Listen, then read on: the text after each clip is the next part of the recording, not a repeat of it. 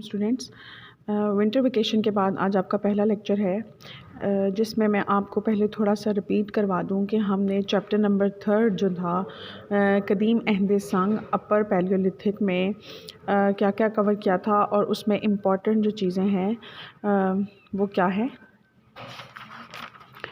इसमें हमने देखा था कि अपर पैलियोलिथिक ज़माने में लोग किस तरह की रिहाइश इस्तेमाल करते थे, उनकी रिहाइश में क्या क्या चीज़ें इंपॉर्टेंट थीं।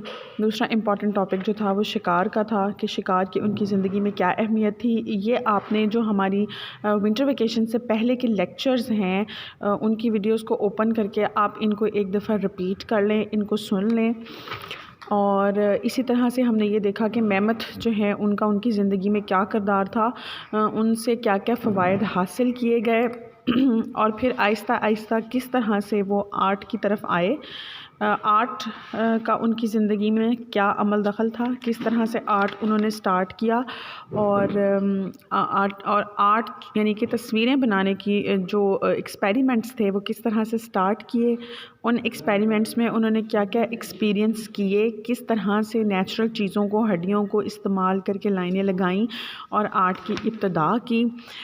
इसके साथ साथ हमने ये देखा कि ऐसी कौन सी वजूहात थीं जिनसे उन्होंने तस्वीरें बनाना शुरू की, उन्हें क्या ज़रूरत महसूस हुई और प्रॉपर उन्होंने तस्वीर कशी गारों की दीवारों के ऊपर शुरू कर दी। ये आप पहली वीडियोस खोल के एक दफ़ा ज़रूर रिपीट कीजिएगा ताकि आपकी रिवीजन हो जाए और आपको पता चल जाए। ऑलमोस्ट 4 रीजंस थी और उनमें एक बहुत ही इम्पॉर्टेंट हम फिगरीन देखते हैं, स्कल्पचर पीस देखते हैं छोटा सा, वेनिस ऑफ वेलेंड्रॉफ, जो कि काफ़ी इम्पॉर्टेंट है और इसी चैप्टर के एंड पे हम उसकी डिटेल भी देखेंगे।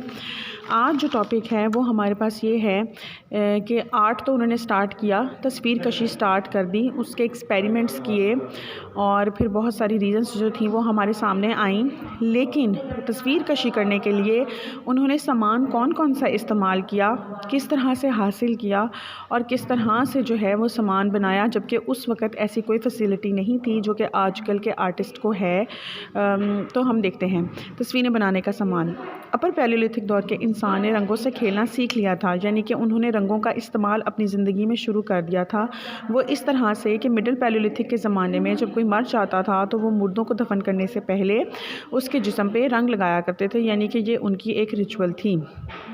लेकिन जादू के मकसद से भी वो तस्वीरें बनाने लगे थे और मज़े की बात यह है कि वो ख़ुद तस्वीरें बनाते बनाते जादू में फंस गए।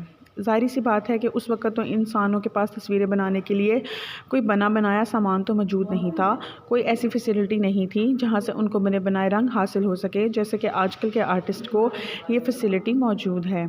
तो लिहाजा उन्होंने ख़ुद मेहनत करके जो नेचुरल सोर्सेज थे उनसे रंग लेना शुरू कर दिए और रंगों को उन्होंने कुदरत में, यानी कि नेचुरल जो अवेलेबिलिटी थी स्टफ़ की, उसमें से ढूंढना शुरू कर दिया, जिसमें मिट्टी बहुत इंपॉर्टेंट है। सबसे पहले हम ये देखते हैं कि उन्होंने मिट्टी और कुदरती धातुओं को पीसकर अपनी तस्वीरों में रंग भरने के लिए रंग तैयार किए।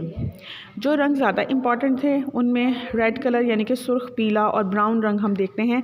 यूजुअली वो ब्राउन कलर से आउटलाइन किया करते थे, रेड कलर को वो बॉडी में लगाते थे और इसी तरह से पीला रंग भी वो बॉडी के अंदर भरने के लिए इस्तेमाल करते थे।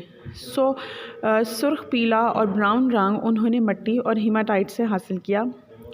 फिर black colour, dark brown colour और कांसी उन्होंने मुख्तलिफ़ किस्म की मैंगनीज़ से हासिल किया। इन रंगों से वो गीली लाइमस्टोन की दीवार के ऊपर आउटलाइन लगाते थे और छत पर भी आउटलाइन लगाते थे और फिर उसमें रंग भरते थे। अब रंग भरने के लिए या रंग लगाने के लिए उन्हें ब्रशेस की ज़रूरत थी, तो उस वक़्त बने बनाए ब्रश तो मौजूद नहीं थे, लिहाजा उन्होंने खोखली और लंबी हड्डियों के ज़रिए से रंग भरने का इंतज़ाम किया। वो किस तरह से कि ये रंग खोखली यानी कि लंबी हड्डी के ज़रिए दीवार के ऊपर फेंकते थे या बराह रास्त वो अपने हाथों से लगाते थे। इससे पहले हमने लास्ट चैप्टर में पढ़ा था कि वो स्टेंसिलिंग करते थे, यानी कि हाथों के ऊपर रंग लगाकर उन हाथों से दीवारों के ऊपर ठप्पे भी लगाते थे या डायरेक्ट उंगलियों की मदद से वो उनके अंदर रंग भरते थे। ऐसी खोखली हड्डियाँ जिनमें रंग लगा हुआ हो बहुत सारी जगहों से मिली हैं।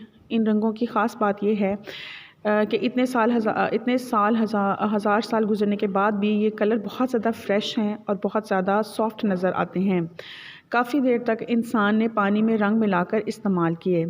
कई बार मट्टी की ढेली को भी चाक की तरह दीवार के ऊपर लगाया, यानी कि जो सूखी मट्टी की ढेली होती थी उसको एक पेंसिल की तरह इस्तेमाल करके दीवारों के ऊपर उससे ड्राइंग की गई, आउटलाइंस बनाई गई।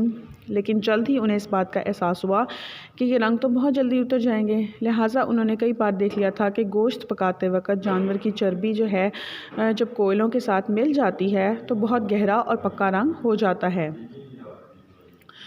तो उन्होंने ये तजर्बा दूसरे रंगों के साथ भी आजमाया और रंग को पीस कर पानी के साथ इस्तेमाल करने की बजाय जानवर की चर्बी में पकाकर इस्तेमाल करना शुरू कर दिया। लिहाजा उनका ये मसला भी हल हो गया कि रंग को पानी के साथ इस्तेमाल करेंगे तो वो तो उतर जाएगा। तो जानवरों की चर्बी पिघलाई और उसको ऑयल के तौर पे इस्तेमाल किया और रंगों को उसके साथ मिलाकर पक्के रंग बनाए और रंग भरे तस्वीरों में। जानवरों के बाजू और टांगों की खोखली हड्डियाँ इस्तेमाल की गईं। कंधे की हड्डी जो कि चपटी होती है और इसलिए इसे रंग मिलाने के लिए पैलेट के तौर पे इस्तेमाल किया गया, यानी कि जो हमारे शोल्डर बोन है वो चपटी होने की वजह से उसको पैलेट के तौर पे इस्तेमाल किया गया।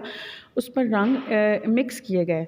रंग लगाने के लिए शुरू में उन्होंने अपनी उंगलियां इस्तेमाल की, लेकिन बाद में दरख्त की शाख को चबा कर नरम करके ब्रश बनाया, यानी कि ट्रीज़ की जो स्टेम थी उन्हें चबा कर या पीस कर या दबा कर एक सॉफ्ट ब्रश की शक्ल दी गई और उसकी मदद से रंगों को अप्लाई किया गया। दरख्तों पर लगी हुई काई और परिंदों के परों को भी ब्रश के तौर पर इस्तेमाल किया गया, लेकिन बेहतरीन ब्रश उन्हें जानवरों की खाल के बालों से मिला। ये बाल उन्होंने परिंदों के अज़ा की खोखली हड्डी में फंसा कर, यानी कि उन्हें एनिमल्स की स्किन के ऊपर जो बाल थे उन्हें उतारा और फिर खोखली हड्डी में फंसा कर प्रॉपर ब्रश बना लिया और उस ब्रश के साथ पेंटिंग की गई। अगर हम देखें कि ट्रेडिशनल पेंटिंग यानी कि मिनिएचर पेंटिंग जो है वो भी इसी तरह से की जाती रही, यानी कि ये हमें इसका इस्तेमाल हिस्ट्री के स्टार्ट से ही मिलता है। रंग लगाने के लिए सबसे पहले तरीक़ा का जिक्र तो हम कर ही चुके हैं। वो लोग रंग मुंह में भर कर किसी सरकंडे की शाख जो कि बीच में से खोखली होती थी या खोखली हड्डी के ज़रिए से फूंक मारकर दीवार के ऊपर लगाते थे।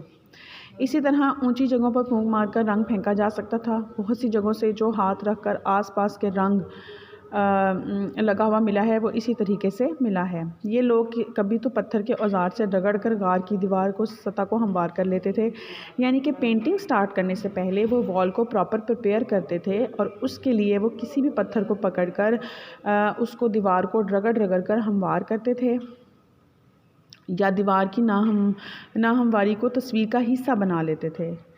इससे फ़ायदा उठाते और जानवर के अज़ा उभारने के लिए दीवार का उभरा हुआ हिस्सा भी इस्तेमाल करते थे। अच्छा, यहाँ पे बारी आती है कि एनिमल्स की फॉर्म किस तरह से निकालते थे, यानी कि अगर दीवार में कोई हिस्सा उभरा हुआ होता था तो वो उसको जानवर की गुलाई या मोटाई या उसकी फॉर्म निकालने के लिए अपनी तस्वीर में ही शामिल कर लेते थे।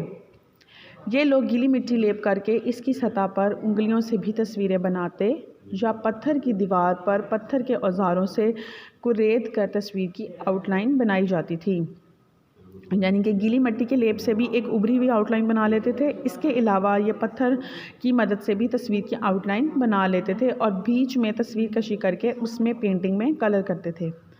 जानवर की तस्वीर में रोशनी का तासुर देने के लिए वो लोग सारी तस्वीर में रंग लगाकर उसे कहीं कहीं रगड़ देते थे, यानी कि उसको मिक्स करते थे, कहीं से वो डार्क और कहीं से वो हल्का, जिससे लाइट का तासुर आ सके। एक लाइट की एंट्री जो है वो इस तरह से पेंटिंग में देते थे और इस तरह से रंग में हल्का और गाढ़ा रंग दिखाने में वो कामयाब हो जाते थे। ये तस्वीरें गारों के सबसे अंधेरे और अंदरूनी हिस्से में मशल या दिए जलाने की वजह से हमें नज़र आती है और जहाँ जहाँ गार में नेचुरल रोशनी यानी कि सूरज की किरणें पहुँचती हैं वहाँ पे भी हमें पेंटिंग नज़र नहीं आती, यानी कि यूजुअली रोशनी जो है वो गारों के शुरू में ही रह जाती है, नेचुरल सनलाइट। तो लिहाजा ये गार के बहुत अंदर जाके बनाई गई तो मशल जलाने पे या रोशनी जलाने पे ही हमें नज़र आती हैं। ये लोग अपने फ़न से इस रोशन दुनिया की ज़िंदगी की अलामतों से दीवारों पे भर देते। कुछ गारों तक तो रेलिंग या सीने के बल लेट कर ही जाना पड़ता था, ठीक है, रेंग कर। हाँ, कुछ गारों कहा यह जाता है कि गारों के अंदर चूँकि ये बहुत डेप्थ में जाके तस्वीरें बनाई जाती थी तो इन गारों में या तो रेंग कर पहुँचा जा सकता था या फिर सीने के बल लेट कर पहुँचा जा सकता था। पत्थर के औज़ारों से पत्थर पर ही नक्श बनाना भी आसान ना होगा, लेकिन इन मुश्किलात और नाकाफ़ी सामान के बावजूद इस टाइम पीरियड के लोगों ने आर्ट में बहुत ज़्यादा काम किया। ये है आपका आज का टॉपिक। इसको अच्छे से देखें, पढ़ें और अपनी पुरानी वीडियो से भी रिपीट कर लें। Thank you so much.